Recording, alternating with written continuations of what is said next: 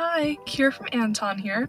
Welcome back to our teacher series. We will show you everything a teacher needs to know about Anton. In today's video, I'll show you how to scan in a study list. First, navigate to the Study List tab. Then, select Scan List. In another tutorial video, we will show you how to use the Write List feature.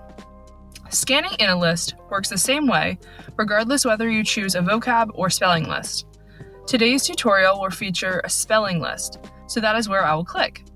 Then you'll choose the desired language, so I'll select English.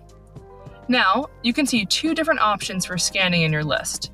The first is uploading an image from your computer, or the second is taking a photo with your device. First, to upload an image, first click Select Image File. Now, you can use a photo of a textbook or a workbook you already saved on your computer in a PNG or JPEG file. Let's look at how that works.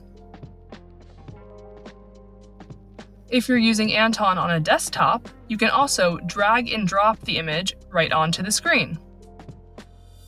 The other option is to use your device's camera. Just select Use Webcam and take a photo.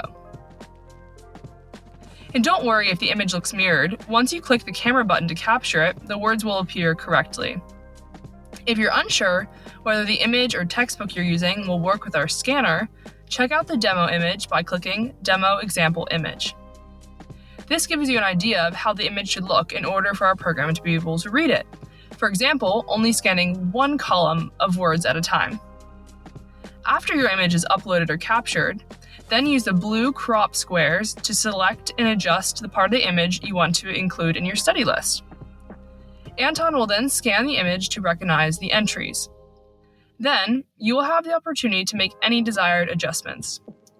To delete an unwanted item, like a title for example, just click it and select Delete. To fix an entry, simply click and edit the text. If you need to add an entry above or below, click the three dots in the top right corner of the selected item and choose the appropriate option.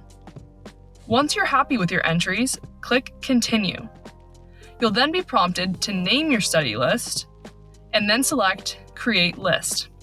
Voila! Your new study list is ready to use. You can now go ahead and start practicing your spelling. And that's it for today's tutorial. Subscribe to see more step-by-step videos on how to use Anton. I hope this has been helpful. Bye!